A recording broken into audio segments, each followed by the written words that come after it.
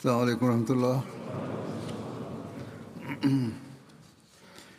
أشهد أن لا إله إلا الله وحده لا شريك له وأشهد أن محمدا عبده ورسوله أما بعد فأعوذ بالله من الشيطان الرجيم بسم الله الرحمن الرحيم الحمد لله رب العالمين الرحمن الرحيم مالك يوم الدين إياك نعبد وإياك نستعين اهدنا الصراط المستقيم صراط الذين أنعمت عليهم غير المغضوب عليهم ولا الضالين. Учения о выражении благодарности, которое дал пророк, мир ему и благословение Аллаха, и тот пример, который он установил в этом отношении.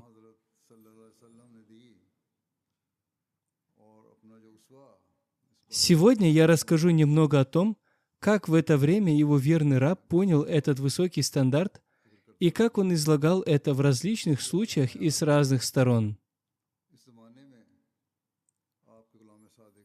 Также я расскажу о том, каким был его собственный пример, как он наставлял в этом вопросе детей в доме и чего он ожидал от мусульман Ахмадии.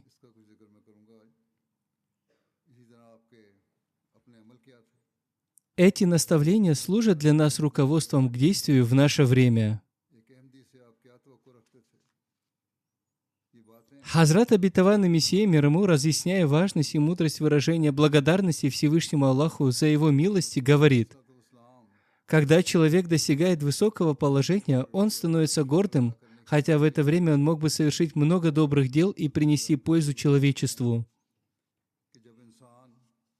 Всевышний Аллах говорит в Священном Коране: «Если будете вы благодарить, то непременно я приумножу вам, а если не будете благодарить, то воистину наказание мое, несомненно, сурово».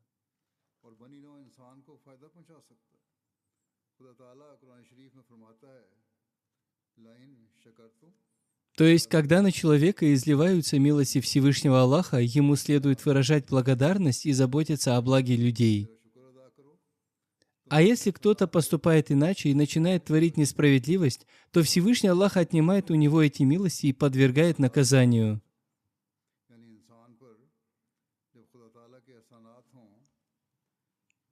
В одном месте Хазрат обетованный Мессия мир ему говорит: «Самое главное — это благодарность Всевышнему Аллаху, который даровал нам жизнь, здоровье, благополучие, мир и обеспечил средства для распространения религии».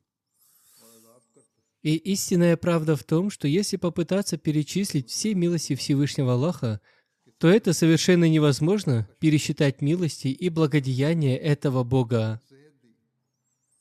Затем, в другом случае, он отмечает: мусульманам следует быть очень благодарными Всевышнему Аллаху, который даровал им религию, которая как в теоретическом, так и в практическом плане чиста от всякого рода разврата, мерзости и пороков. Если человек посмотрит с размышлением и вниманием, он узнает, что истина всей хвалы и качества заслуживает только Всевышний Аллах. И ни один человек или творение не является истинно заслуживающим хвалы и восхваления. Если человек посмотрит без всякой предвзятости, ему станет интуитивно ясно, что любой человек, считающийся достойным похвалы, может быть достоин ее либо потому, что он создал его в то время, когда не было никакого существования и не было вести о каком-либо существовании, либо потому, что в то время, когда не было никакого существования и не было известно, какие средства необходимы для существования, продолжения жизни, сохранения здоровья и жизни, он обеспечил все эти средства, либо потому, что в то время, когда могли постичь многие беды, он проявил милость и защитил его, либо потому, что он не дает пропасть труду трудящегося, и полностью выплачивает права трудящегося. Хотя, на первый взгляд, выплата прав нанимателю является вознаграждением, но и такой человек может быть благодетелем, который полностью выплачивает права.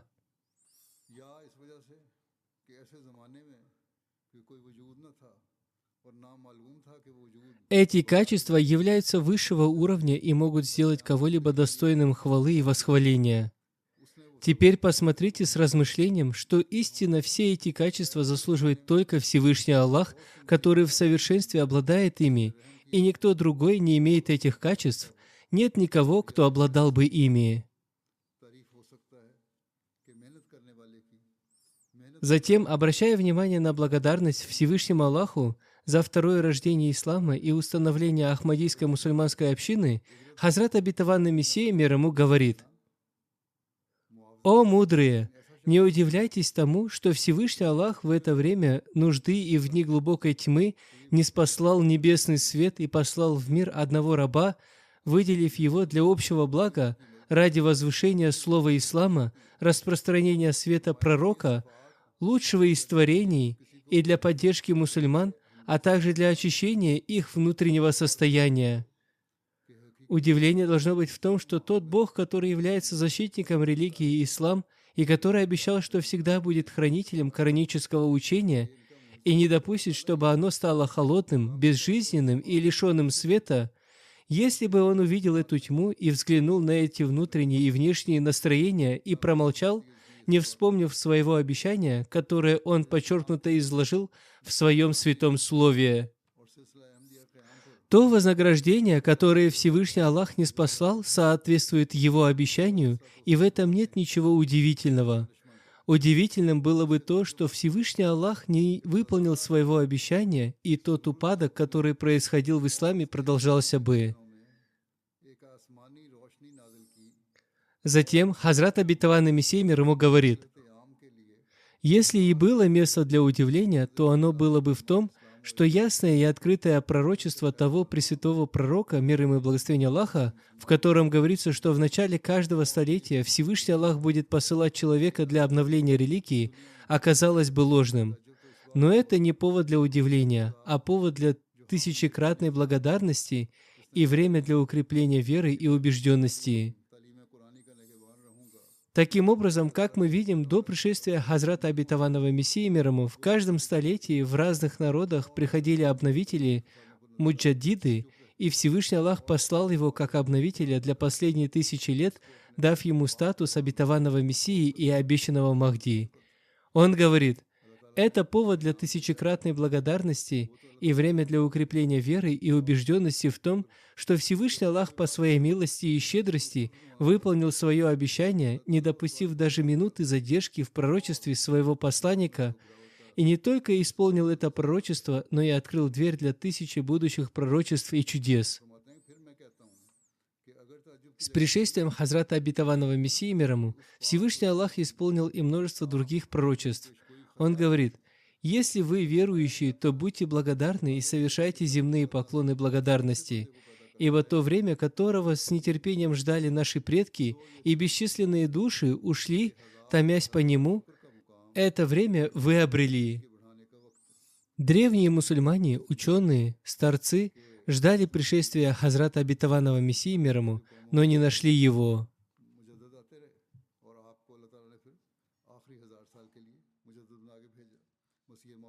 Вам посчастливилось обрести это время? Теперь будьте благодарны Аллаху. Оцените это или нет, извлечь пользу или нет, это в ваших руках. Я буду говорить это снова и снова, и я не устану повторять, что я тот, кто был послан для исправления творений в свое время. Всевышний Аллах исполнил свое обещание через меня, чтобы заново утвердить религию в сердцах. О, если бы противники и те мусульмане, которые не признают его, поняли это и, будучи благодарными Всевышнему Аллаху, признали бы посланного Аллахом и связали бы себя нитью единства, чтобы спастись от тех трудностей, через которые проходят сегодня мусульмане. Обращаясь к одному искателю истины, Хазрат Обетованный Мессия мир ему сказал: «Поблагодарите Бога, что Он вовремя оказал помощь и установил этот путь. Вам следует не упустить эту милость, которая дана вам, смотреть на нее с уважением и ценить ту помощь и поддержку, которая вам оказана. Помните, что без Божьей помощи и Его призыва никто не может излагать истину с полной силой и ясностью. Без Него не даются доказательства. Божья помощь приходит, и тогда появляются доказательства, и тогда дается манера изложения. И это также особая милость Аллаха Всевышнего, что обладающие силой добра узнают того, кто говорит, исполнившись Божьей силы и мощи, вдохновленный Святым Духом. Это милость Аллаха, что люди узнают посланного Аллахом. Поистине, это великое благодеяние Аллаха перед вами, что Он даровал вам эту силу и дал глаза для узнавания. Искателю истины Он сказал: «Вы ищете истину, так будьте благодарны Аллаху, что Он даровал вам разум». Много людей считают себя великими учеными, но разума у них нет. Они продолжают упорствовать в оппозиции. Но вы благодарите, что Аллах дал вам разум. Это великие милости Аллаха. Он сказал: «Если бы Он не оказал этой милости, то вы были бы среди тех, кто, как и другие, находится за завесами и произносит хулу». Те, кто принял, счастливцы. То, что привлекло вас, это исключительно милость Бога. Затем он привел пример. Посмотрите на Мия Абдуль-Хака.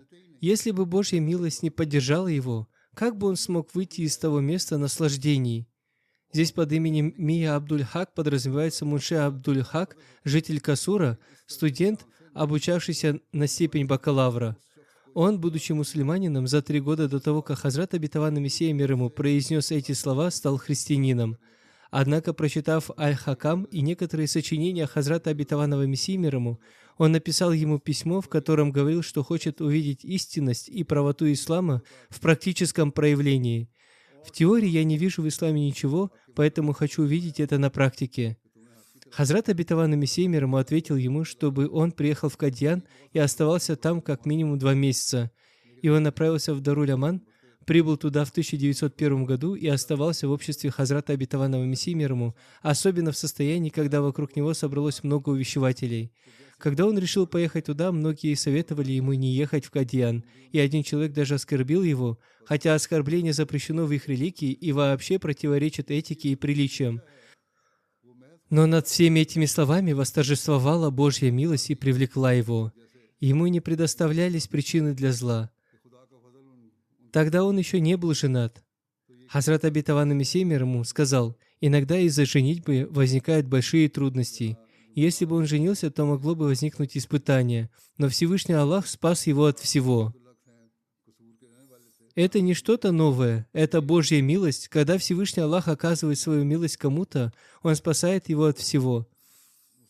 Не думайте, что мы мусульмане. Ислам — это великая милость. Цените ее и будьте благодарны. В нем есть философия, которая не достигается простым произнесением языком. Просто называть себя мусульманином недостаточно. Нужно следовать тем словам, тем деяниям и тому учению, которые в нем есть.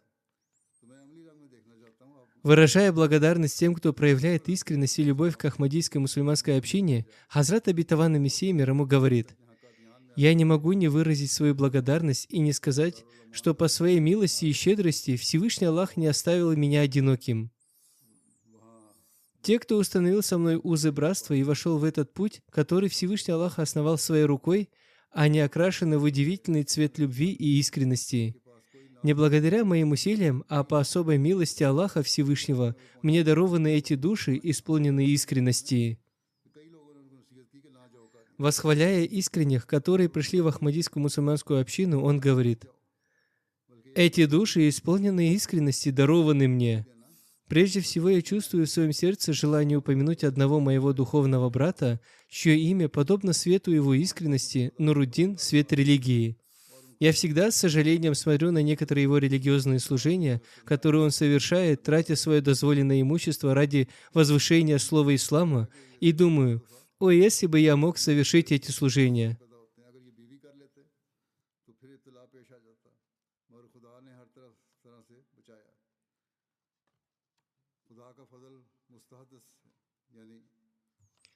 Несмотря на то, что Хазрат обетованный Мессия мир ему делал так много ради ислама, он все равно говорит: «Я испытываю большую печаль, глядя на жертвы Хазрата Маульви Нуруддина Сахиба, и желаю, чтобы и я мог совершить столько материальных служений». При мысли о том воодушевлении на поддержку религии, которая наполняет его сердце, перед моими глазами предстает картина божественной силы, как он привлекает своих рабов к себе. Он стоит всегда готовым со всем своим имуществом, всей своей силой и всеми доступными средствами подчиняться Аллаху и Его посланнику. Здесь он имеет в виду Хазрата первого халифа обетованного Мессии, да будет доволен им Аллах. И я знаю из опыта, а не только из доброго мнения, что он не пощадит ни имущества, ни даже жизни и чести на моем пути. И если бы я позволил, он принес бы все в жертву на этом пути, и как он стремится к духовному спутничеству, он бы исполнил право физического спутничества и постоянного нахождения рядом. Это было написано в 1890 году, в конце 90-х, в книге «Фатхи Ислам». Позже Маульви Хаким Нуруддин Сахиб оставил все и прибыл ради служения к Хазрату обетованному Мессии мир ему и оставался с ним постоянно. Упоминая телесные и духовные благодеяния, по милости Всевышнего Аллаха, Хазрат обетованный Мессия мир ему говорит: «Тысячи и тысячи хвалы и восхвалений достойна сущность Всемогущего, который создал все души и тела без всякого вещества и материи, одним лишь своим повелением и велением, явив образец своего великого могущества. И все святые души пророков Он обучил и воспитал без всякого учителя и наставника, явив знак своих изначальных щедрот». То есть пророков, которых Он посылает, Всевышний Аллах сам обучает, воспитывает и не спосылает им свои повеления. Хазрат обетованный Мессия мир ему сказал: «Субхан Аллах, какое же ясное указание милостивого и благодетеля, который без всякой нашей заслуги сам совершил все дела для нас, слабых. Для нашего телесного существования Он задействовал солнце, луну, облака и ветры, а для нашего духовного устроения вовремя доставил Тору, Евангелие, Фуркан, развлечения, и все небесные книги». Далее он возносит мольбу: «О Боже! Тысячу тысяч благодарностей Тебе за то, что Ты сам указал нам путь к познанию себя и, ниспослав свои святые книги, спас нас от ошибок и заблуждений разума и ума.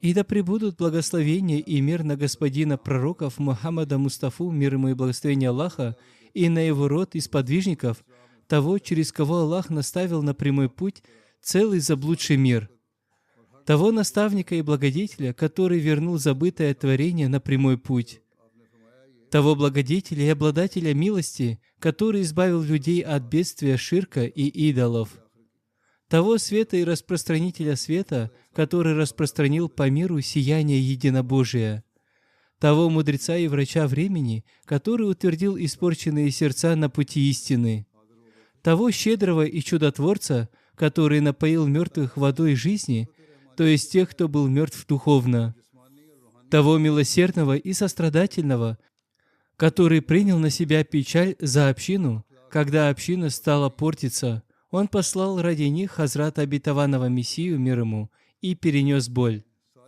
Того храброго и бойца, который вывел нас из пасти смерти. Он послал сначала пророка, мир ему и благословение Аллаха, для исправления мира, а затем послал и его верного раба. Того кроткого и бескорыстного человека, который склонил голову в рабстве и смешал свое имущество с прахом. Того совершенного единобожника и океана познания, которому полюбилось лишь величие Бога, а все иное он не взял со своих глаз.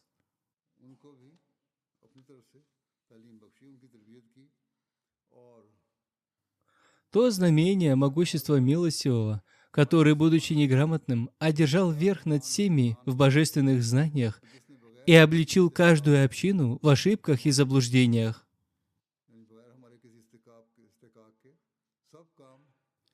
Это восхваление пророка, мир ему и благословение Аллаха.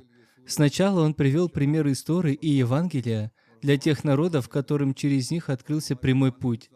Но после того, как в мире снова возникло разложение, для этого была личность пророка, мир ему и благословение Аллаха, которого послал Всевышний Аллах и который соединил рабов с Богом.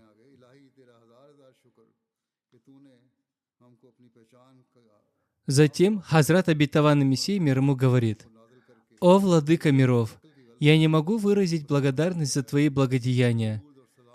Ты в высшей степени милостивый и щедрый, и на мне бесчисленные Твои милости».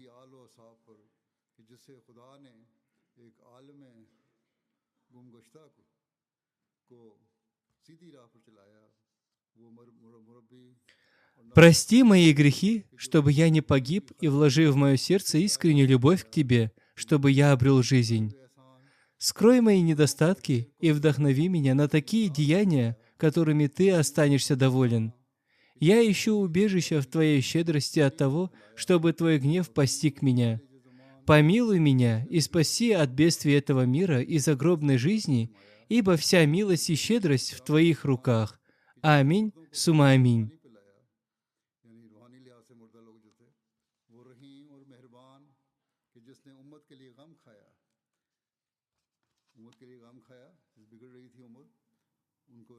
Затем Хазрат обетованный Мессия мир ему пишет: «Тысячи тысяч благодарностей щедрому Богу, который даровал нам такую религию, которая является средством божественности и богобоязненности, и подобного которой никогда не было в другое время.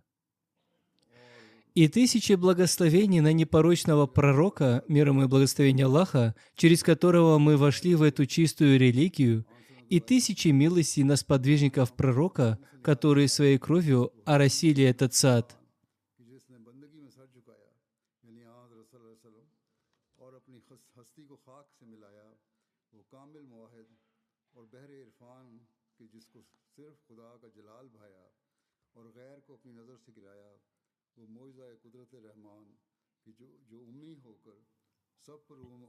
В другом месте он сказал: «Те, кто праведен и искренен в его глазах, всегда терпели страдания от языка и рук невежд. Кто праведен в очах Аллаха, искренне, подлинно привержены религии, верны Аллаху, они терпят страдания от языка и рук невежд, подобно тому, как сегодня в это время страдают мусульмане Ахмади в некоторых местах. Поскольку это древний закон Аллаха, суннатуллах, то если и мы терпим обиды от близких и чужих, своих и посторонних, нам следует выражать благодарность и радоваться, что мы удостоились в глазах истинного возлюбленного стать достойными того, чтобы нам причиняли страдания на его пути».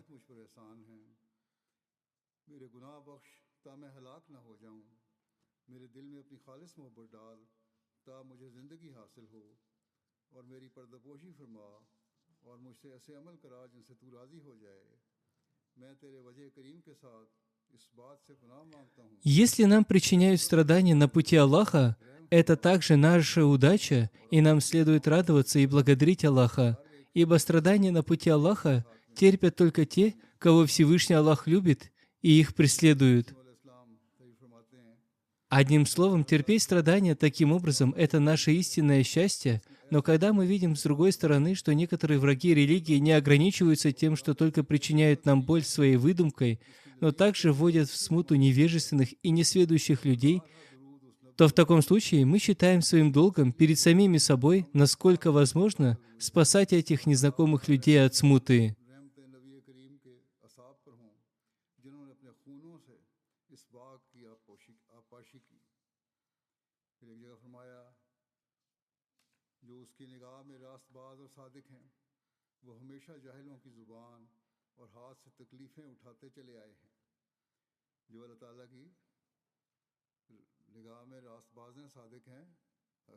То есть разъяснять им истину и показывать те заблуждения, которые они распространяют, чтобы навредить людям.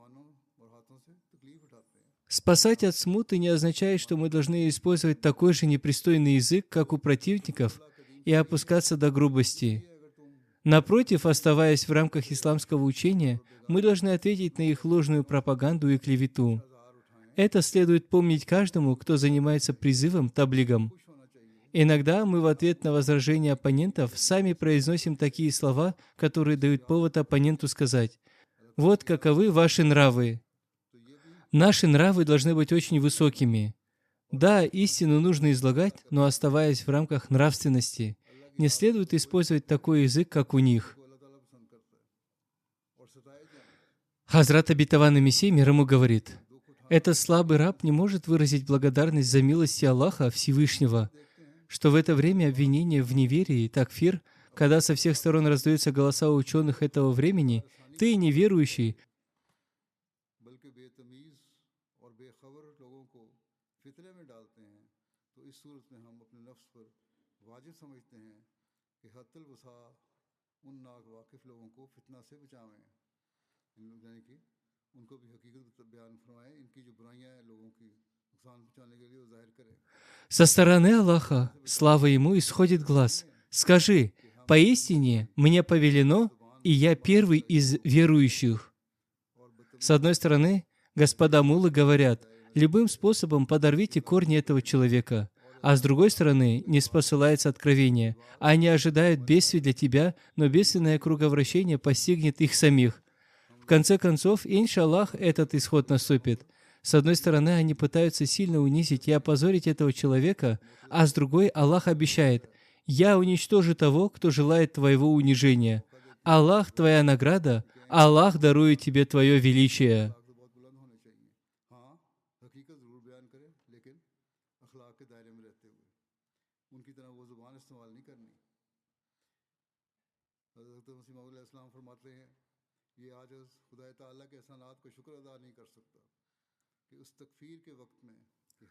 С одной стороны, муллы пишет фетву за фетвой, что тот, кто разделяет убеждения этого человека и следует ему, становится неверным. А с другой стороны, Всевышний Аллах постоянно подтверждает свое откровение. «Скажи: если любите вы Аллаха, то следуйте за мной. Аллах полюбит вас и простит вам грехи ваши». Всевышний Аллах сказал это и пророку, мир ему и благословение Аллаха, и своему верному рабу, который следует за пророком, потому что он истинный влюбленный в пророка, мир ему и благословение Аллаха, и следовать ему — это полное послушание пророку, мир ему и благословение Аллаха, ибо он совершенный последователь и слуга пророка. Одним словом, все эти муллы воюют с Всевышним Аллахом. Посмотри, чья же будет победа.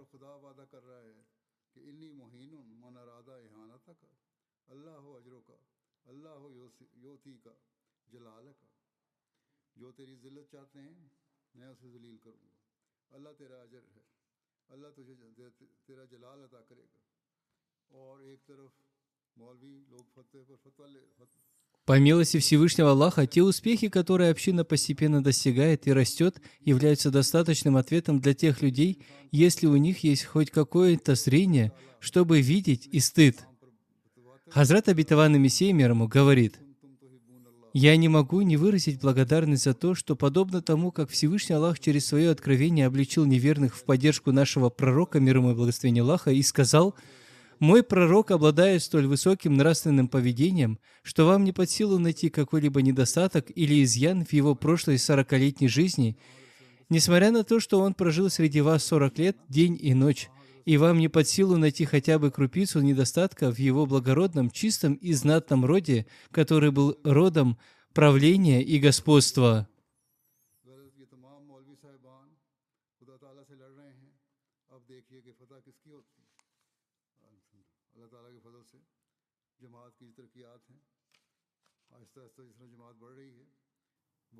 Затем подумайте, если человек происходит из такого высокого, чистейшего и благороднейшего рода, и его 40-летняя жизнь, прошедшая у вас на глазах, свидетельствует о том, что клевета и ложь не являются его делом, то при всех этих достоинствах, когда он показывает небесные знамения, и поддержка Всевышнего Аллаха сопутствует ему, и он принес учение, по сравнению с которым ваши убеждения грязные, нечистые и наполненные ширком, то после этого какое сомнение может остаться у вас в его правдивости?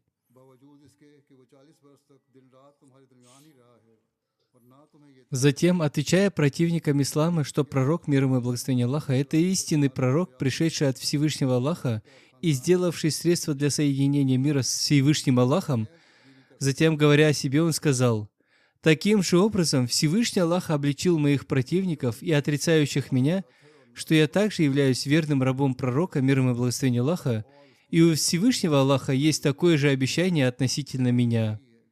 जो इफ्तरा और दरोग बाफी इसका काम नहीं है, तो फिर इन खूबियों के साथ जबकि आसमानी निशान वो दिखला रहा है और खुदा ताला की तायदें उसके Он сослался на Барахине Ахмадия, сказав: «В нем есть такое откровение относительно меня, с момента публикации которого прошло 20 лет. Я прожил уже среди вас целую жизнь до этого. Неужели вы не уразумеете? То есть скажи этим противникам: я прожил среди вас 40 лет, и в течение этого долгого времени вы видели меня, что моим делом не является клевета и ложь, и Бог сохранил меня от нечистой жизни. Если человек в течение такого долгого времени, 40 лет, был защищен от всякой клеветы, злодеяний, хитрости и подлости, и никогда не лгал творениям, то как же возможно, чтобы теперь, вопреки своей прежней привычке, он стал возводить ложь на Всевышнего Аллаха?» चुनाचे इब्राहिम अहमदिया के हवाला दिया आपने कि उसमें मेरी निस्बत ये इल्हाम है जिसके शाया करने पर 20 बरस गुजर गए हैं, और वो ये है कि वलाकत लबिस्तो फीकुम उमरन मिन क़ब्लिही अफला Я уже упоминал многие аспекты его жизни, в которых ясно видно, что даже противники хвалили его за то, что он никогда не лгал.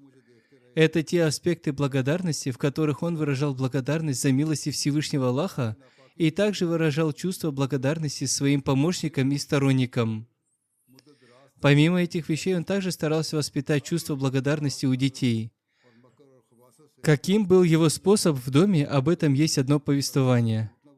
Однажды Хазрат Обетованный Мессия мир ему рассказал детям дома историю, которую Хазрат Обетованный Реформатор, да будет доволен им Аллах, записал для газеты «Аль-Хакам». История была такова. Жили-были лысый и слепой. Ангел Божий явился к лысому в образе человека и спросил его: «Чего ты хочешь?» Лысый сказал: «Пусть у меня вырастут волосы на голове и дай мне богатство». Ангел провел рукой по голове лысого, и по Божьей силе у него выросли волосы, и он получил богатство и слуг. Затем ангел пришел к слепому и спросил: «Чего ты хочешь?» Слепой сказал: «Пусть мои глаза прозреют, чтобы я не бродил, питаясь подаянием, и пусть у меня будут деньги, чтобы я ни от кого не зависел». Ангел провел рукой по его глазам, они прозрели, и он также получил богатство. किस तरह तरीक था। इस ज़माने में एक रिवायत आती है, हज़रत मसीह मौद अलैहिस्सलाम ने एक दफ़ा घर में बच्चों को कहानी सुनाई जो हज़रत मुस्लिम मौद ने अल्लाह के अखबार के लिए लिखवाई, और वो ये थी कि एक गंजा और एक अंधा था। खुदा का फरिश्ता मुतशक्किल होकर गंजे के पास आया और उससे पूछा, तू क्या चाहता है? तो गंजे ने कहा, मेरे सर के बाल हो जावें। Затем тот же ангел по велению Аллаха Всевышнего пришел, чтобы испытать слепого и лысого в образе бедняка. Он подошел к лысому и попросил подаяния. Лысый с кислым лицом и с большой грубостью ответил, отчитал его и сказал: «Иди, много таких бедняков бродит». Ангел провел рукой по его голове, и лысый снова стал лысым, и все его богатство исчезло, и он снова стал бедным.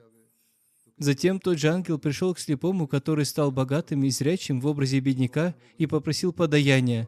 Тот сказал: «Все дал Всевышний Аллах, это его имущество, берите». Тогда Всевышний Аллах еще больше увеличил его богатство. Хазрат Обетованный Мессия мир ему сказал: «О, дорогие дети, запомните и вы, благодарите за милости Всевышнего Аллаха, цените их и не отчитывайте просящего. Давать милостыню – хорошее дело, и следует давать просящему. Этим Аллах доволен и умножает милость». Хотя это длинный хадис, в котором упоминаются 3 типа людей, но Хазрат Обетованный Мессия мир ему пересказал его в сокращении в виде истории для детей. और इसका माल है, तुम ले लो। इस पर फिर अल्लाह ताला ने अंधे को और भी माल और दौलत दिया और फरमाते हैं कि बस ए अजीज बच्चों, तुम भी याद रखो कि खुदा ताला की दी हुई नेमतों का शुक्र करो और उसकी कदर करो, और सवाली को झटकी ना दो। खैरात करना अच्छी बात है और सवाली को देना चाहिए, इससे खुदा खुश होता है।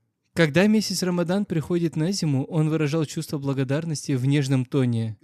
Так Хазрат Мирза Башир Ахмад Сахиб пишет, что Маульви Шер Али Сахиб рассказал ему.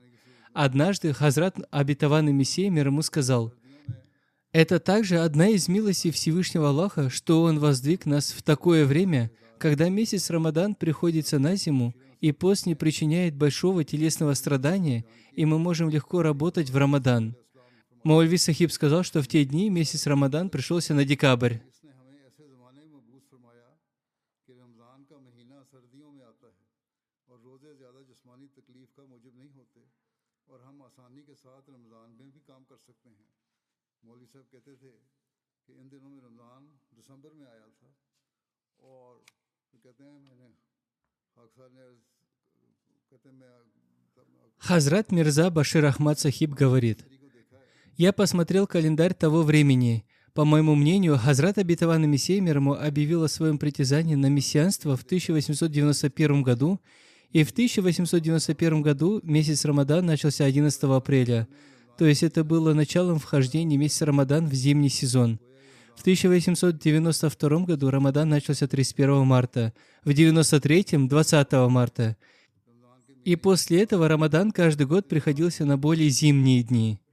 Когда в 1908 году Хазрат Обетованный Мессия мир ему покинул этот мир, в том году Рамадан начался 1 октября. Таким образом, весь период миссии Хазрата Обетованного Мессии мир ему прошел в таком состоянии, что посты Рамадана приходились на зимний период. И это была милость Всевышнего Аллаха, которая произошла по его общему предопределению, и чуткая натура Хазрата Обетованного Мессии мир ему восприняла это как благодеяние Всевышнего Аллаха и вызвала в себе чувство благодарности. उसकी तकदीर आम के मतहत वकू में आया और जिसे हज़रत मसीह अलैहिस्सलाम की नुक्ता-शनास तबीयत ने खुदा का एक एहसान समझ Хазрат Обетованный Мессия мир ему выражал благодарность за то, что через деятельность какого-либо человека человечеству приносится польза. Упоминая добрые дела, относящиеся к человечеству, Хазрат Обетованный Мессия мир ему в отношении лечения говорил о Хазрате Хакиме Маульви Нуруддине Сахибе, да будет доволен им Аллах, что лечение — это то, что приносит большую пользу. Хазрат Обетованный Мессия мир ему смотрел на это с большим уважением. इलाज मुआवजा के हवाले से हकीम मौलाना Однажды в доме зашел разговор о Маульви Сахибе, и Хазрат Обетованный Мессия мир ему, упомянув его имя, долго повторял «Альхамдулиллях, Альхамдулиллях» и сказал: «Маульви Сахиб, то есть Хазрат Хаким Маульви Нуруддин Сахиб, также является одной из милостей Всевышнего Аллаха. Через него многие бедные люди получают лечение». आप अलैहिस्सलाम ने इनका नाम लेकर देर तक अल्हम्दुलिल्लाह अल्हम्दुलिल्लाह करते रहे। Лечение проходили другие, но благодарность выражал он, что служение человечеству совершается, и он благодарил за то, что этим людям приносится польза. Такова была его забота о человечестве, он выражал благодарность даже тому, кто снимал их страдания, и выражал благодарность Всевышнему Аллаху за то, что он устроил устранение их трудностей. इंसानों को फ़ायदा पहुँच रहा है। ये था आपका इंसानियत के लिए भी दर्द कि उनकी तकलीफ दूर करने वाले का भी Иншаллах, я продолжу остальное в следующий раз. Сейчас я хочу упомянуть несколько покойных, и после молитвы я совершу их погребальную молитву в отсутствии покойного Джаназа Гаиб. Первое упоминание Хафиз Шахзаб Ахмад Сахиб, миссионер общины в Кот-д'Ивуаре, который скончался 18 июля от остановки сердца в возрасте 31 года. Инна лиляхи ва инна иляйхи раджиун. Поистине мы принадлежим Аллаху и к Нему возвращаемся. По милости Аллаха он был муси. Среди его оставшихся жена и одна дочь. В 2008 году он выучил священный Коран наизусть. В 2019 году, после окончания джамии, он получил диплом бакалавра по французскому языку в университете Намель, а затем степень магистра по французскому языку. После этого его назначили в Кот-д'Ивуар. Покойный был очень общительным, гостеприимным, жизнерадостным, преданным халифату, искренним слугой общины, который наилучшим образом исполнял обязанности посвящения вакф. В последнее время он преподавал Коран с правилами чтения назра на урду и персидском языках онлайн. Самым выдающимся качеством покойного, как пишут, были его достоинства и терпение. Он никогда ни для кого не становился обузой. У него была большая страсть к призыву таблигу. Иногда он проводил собрания по таблигу у себя дома. У него были очень хорошие отношения с почетными лицами города и администрацией. Он постоянно искал различные способы воспитания членов своей общины. Он никогда не допускал разрыва между собой и африканцами. Он с большим усердием и тщательностью занимался строительством общинных проектов в своем регионе, строил мечети высокого качества. Его жена Сабика Сахиба говорит: Он был хорошим, благочестивым и очень ответственным миссионером, мужем и отцом. Одно, что он всегда говорил: «Молитесь за меня, чтобы Всевышний Аллах даровал мне возможность совершить какое-нибудь великое дело для общины. Я хочу что-то сделать для общины». У него было большое стремление. Он очень дорожил средствами общины. Он был наполнен терпением до краев. Если у него были какие-либо проблемы или печаль, он никогда не показывал этого на лице. У него не было следа гнева. Он всегда был улыбчивым, говорил мягко, с любовью, объяснял свои мысли.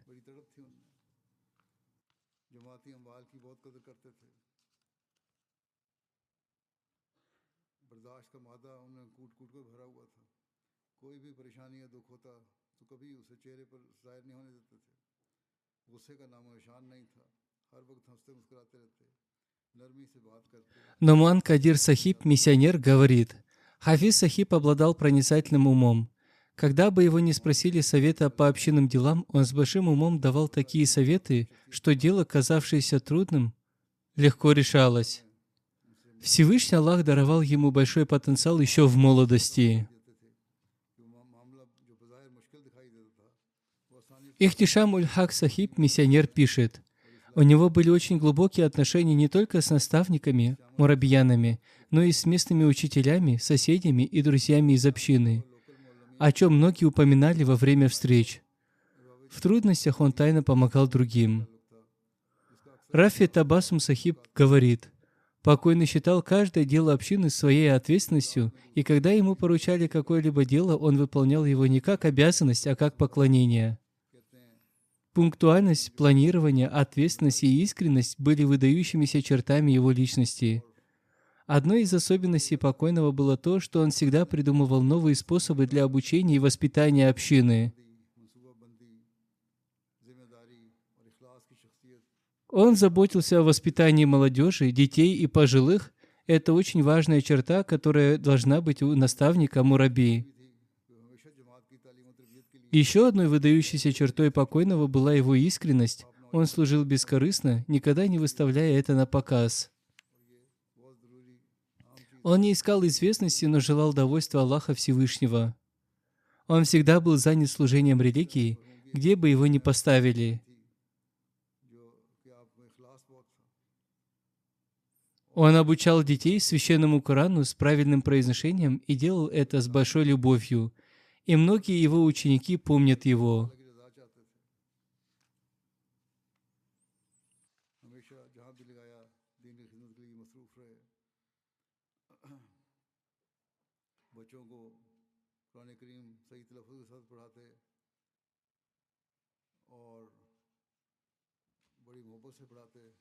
Второе упоминание — Аланг Алангана Мумини Сахиб. Он из Буркина-Фасо, был там главой, заимом организации Ансаруллах. Он работал на полях в июле месяце, когда террористы открыли огонь и убили его, сделав его шахидом. Инна лиляхи ва инна иляйхи раджиун. Он принес обет верности в 1989 году.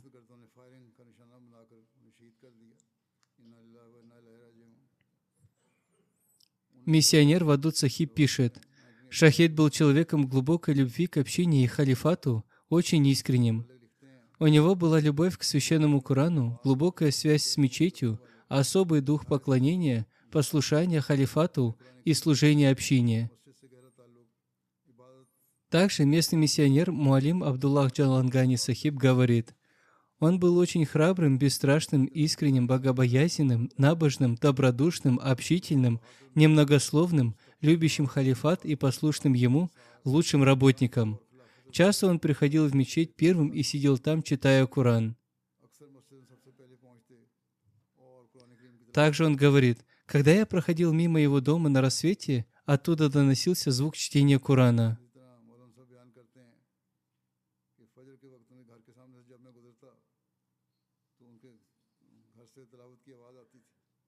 Абдурахман Сахиб, региональный президент, говорит: когда бы я ему ни говорил, несмотря на его возраст, при любом общинном мероприятии он приходил сам и приводил своих детей и обязательно участвовал в каждом собрании и съездах.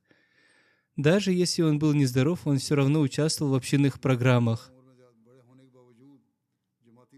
कोई कारमल होता तो खुद भी आते और अपने बच्चों को साथ लेके आते और हर जलसे इज्तिमा में ज़रूर शामिल होते। तबीयत नासाज भी होती तब भी जमाती प्रोग्रामों में शामिल होते। अमीन बलोच साहब कहते हैं Амин Балуч Сахиб говорит: «Я тоже жил в этом регионе. Он был очень регулярен в пожертвованиях чанда. Также уважаемый Бальбо Сахиб, местный миссионер, говорит, что за день до своей мученической смерти он связался с ним по поводу своего пожертвования и выразил беспокойство о его оплате. Он был полон духа служения общине. Все, писавшие о нем, отметили эти качества. Среди его оставшихся 2 вдовы и 13 сыновей и дочерей. Да проявит Всевышний Аллах к нему прощение и милость». इनके पसमानगान में 2 बेवाएं और 13 बेटे बेटियां शामिल हैं। अल्लाह ताला इनसे मग़फ़िरत और रहम का सलूक फरमाए। Третье упоминание уважаемый Эйя Сумаре Сахиб из Мали. तीसरा जिक्र Он также скончался в последние дни в возрасте 32 лет. Инна лиляхи ва инна иляхи раджун.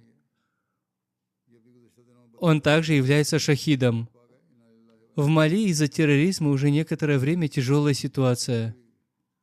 Эйя Сумаре Сахиб был на военной службе в деревне Гауриджен в районе Анафис в армии. 4 июля в плохую погоду, сильным ветром, он сказал своему старшему офицеру: «Позвольте мне проверить, как там военный отряд, который на дежурстве». Когда он вышел, чтобы проверить отряды, патрулирующие против террористов, в это время террористы напали, и Эйя Сахиб был убит.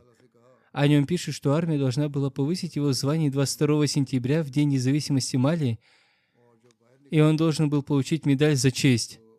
Это решение было принято армией. Также его перевели бы в большой город, но до этого он испил чашу мученичества.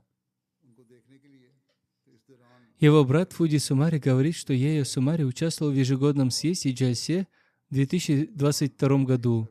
Во время съезда, увидев изображение Хазрата Обетованного Мессии мир ему, его сердце охватило особое состояние, и он почувствовал удивительное спокойствие и удовлетворение. Во время съезда, слушая выступления и изучая литературу общины, особенно перевод философии исламских учений на местный язык, его убежденность еще больше возросла. Особенно позиция Ахмадийской мусульманской общины по вопросу джихада в соответствии с разумными и исламскими принципами оказала глубокое влияние на его сердце. Именно в этот благословенный момент на ежегодном съезде он принес обет верности и присоединился к общине. जलसा सालाना में शिरकत की जलसे के दौरान हज़रत मसीह अलैहिस्सलाम की तस्वीर देखते ही उनके दिल Его жена говорит: «Он был идеальным мужем, очень заботливым отцом для своих детей и заботился о наших нуждах. В каждое трудное время он был для нас крепкой опорой». Его родители говорят: «У него были очень любящие и уважительные отношения с нами. Он регулярно звонил, чтобы узнать о нашем здоровье. Он заботился о наших нуждах и старался облегчить любые наши трудности. Он был очень послушным сыном». जलसा सालाना के बाबरकत मौके पर उन्होंने बैत करके जमात में शमूलियत अख्तियार कर ली। इनकी अहलिया कहती हैं कि एक मिसाली शौहर अपने बच्चे के लिए नहायत शफीक वालिद और हमारी ज़रूरियात का ख्याल रखने वाले थे। Руководитель миссионерского отдела общины Мали пишет: «Он был жизнерадостным и веселым молодым человеком, строго соблюдал пост и молитву, заботился о нуждающихся, был хорошим примером как для своих, так и для чужих, хорошо поддерживал семейные узы, был благочестивым и искренним человеком. Несмотря на то, что он был новообращенным, у покойного была глубокая преданность, привязанность, почитание и истинная любовь к ахмадийской мусульманской общине, к Хазрату Обетованному Мессии мир ему и халифам». और खुशमिजाज शख्सियत के मालिक थे। सौमा सलात के पाबंद, ज़रूरतमंद अफराद का ख्याल रखने वाले, अपने और गैर दोनों के लिए Его отец не был мусульманином Ахмади, но после мученической смерти сына он увидел, как община проявила добрые отношения и все устроила. Он был тронут этим сочувствием. Он уже исследовал религию, и теперь, как он говорит, истинность ислама Ахмадията стала для него очевидной. Поэтому он решил принести обет верности. मोहब्बत का ताल्लुक था। आपके वालिद साहब अहमदी नहीं थे, लेकिन बेटे की शहादत के बाद उन्होंने देखा कि जमात का जो हुस्न सलूक है और जमात ने जिस तरह सारा कुछ संभाला है, मुझे देखकर, ये हमदर्दी देखकर वो मुतासर हुए और दीन के तो पहली तहकीक कर रहे थे। Следующее упоминание уважаемый Сираджуль Хак Курейши Сахиб. Он был заместителем офицера ежегодного съезда Джальсы в Рабве. Он также скончался в последние дни в возрасте 86 лет. Инна лиляхи ва инна иляйхи раджиун. По милости Аллаха он был муси. Ислам Ахмадият пришел в его семью через его деда Хазрата Мия Кутбуддина Сахиба, сподвижника Хазрата Обетованного Мессии мир ему. Ему приснился сон, что Обетованный Мессия мир ему пришел, и он отправился в Кадьян и принес обет верности на руке Хазрата Обетованного Мессии мир ему. Его бабушка также была сподвижницей. Всевышний Аллах даровал его деду двух сыновей, Курейши Фазль Хака и Курейши Абдуль-Гани Сахиба.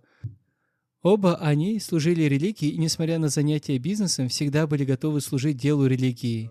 Они также внесли большой вклад в заселение Рабвы, особенно когда начался поиск воды. Они занимались установкой насосов и тому подобное. Его дед по материнской линии, Маульви Мухаммад Усман Сахиб, также был сподвижником. В последнее время он выполнял службу в качестве заместителя смотрителя и заместителя офицера ежегодного съезда.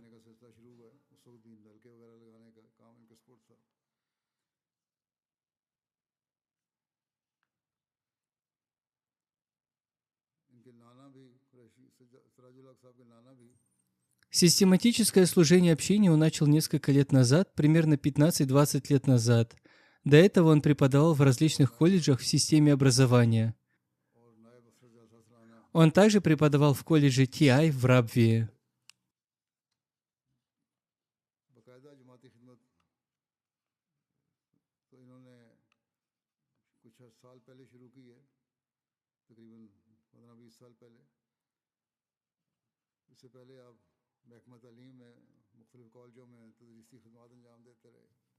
Саид Касим Ахмад Сахиб говорит: со смертью Сираджуль Хака Курейши Сахиба все работники офиса ежегодного съезда чувствуют, что ушел их очень сострадательный и участливый старший товарищ. Когда бы ему ни поручали какое-либо дело, он выполнял его с большой ответственностью. Среди его оставшихся 2 дочери и 2 сына. Один из его сыновей, Кумаруль Хак Курейши Сахиб, является наставником мураби общины и служит в отделе истории. Пусть Всевышний Аллах простит и помилует его. Следующее упоминание — уважаемый Лаваль Таиб Сахиб, местный миссионер, муалим общины в Нигерии. Он также скончался в последние дни в возрасте 30 лет. Инна лиляхи ва инна иляйхи раджиун. По милости Аллаха он был муси. Во время дней ежегодного съезда при подготовке к прямой трансляции он ремонтировал спутниковую антенну мечети, упал с лестницы и получил тяжелые травмы. Несмотря на лечение, он выжил, у него была очень серьезная травма позвоночника. Среди его оставшихся родители, жена и почти 11-месячная дочь. В 2018 году он завершил обучение в Джамиатуль Мубариш-Ширин, Нигерия, и был назначен местным миссионером. Он был очень скромным, активным и искренним учителем. Каждую обязанность, возложенную на него общиной, он выполнял в меру своих сил с большим мастерством, усердием и искренностью, наилучшим образом. Его родители говорят: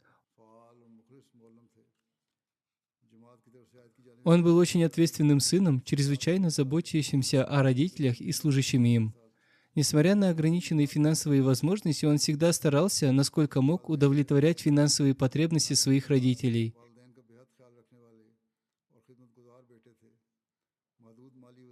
Его жена говорит: наряду с выполнением общинных обязанностей он практически следовал исламским учениям и наставлениям Ахмадийского халифата. Благодаря своему доброму нраву, искренности и состраданию он был любим в равной степени членами общины, другими мусульманами и немусульманами.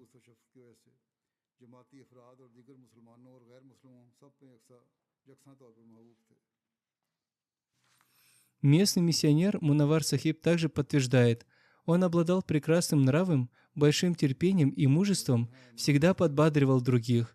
Еще со студенческих лет у него была большая страсть к служению общине.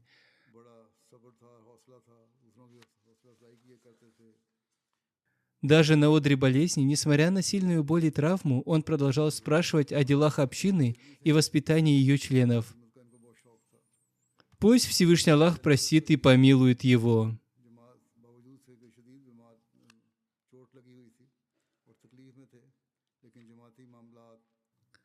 Следующая заупокойная молитва, уважаемый вышедший на пенсию учитель, мастер Гафур Ахмад Сахиб, который в последнее время находился в Канаде. Он также был президентом местной общины в одной деревне в районе Сангла-Хилл.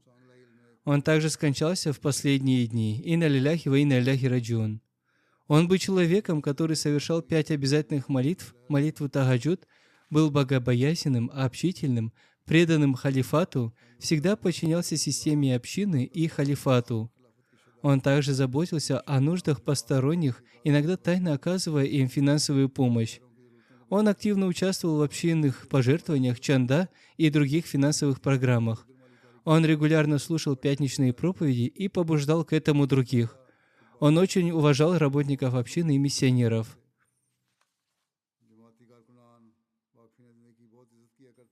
Среди его оставшихся жена, 3 дочери и 5 сыновей. Также есть внуки и внучки. Один из его сыновей, Наим Икбаль Сахиб, является президентом, амиром и руководителем миссионерским отделом общины в Фиджи и не смог присутствовать на похоронах отца из-за того, что находился на службе. Пусть Всевышний Аллах дарует ему терпение и мужество. Пусть Всевышний Аллах простит и помилует покойного. Аминь.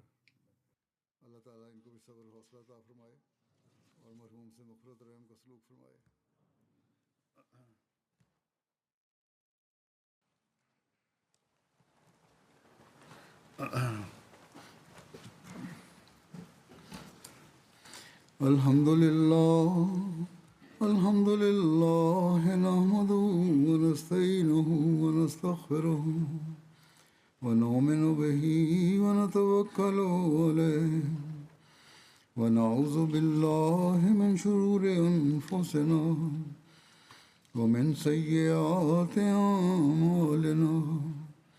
Man yahdihillahu fala mudilla lahu ومن يضلله فلا هادي له ونشهد أن لا إله إلا الله ونشهد أن محمدا عبده ورسوله عباد الله رحمكم الله إن الله يأمر بالعدل والإحسان وإيتاء ذي القربى وينهى عن الفحشاء والمنكر والبغي يعظكم لعلكم تذكرون اذكروا الله يذكركم وادعوه يستجب لكم ولذكر الله أكبر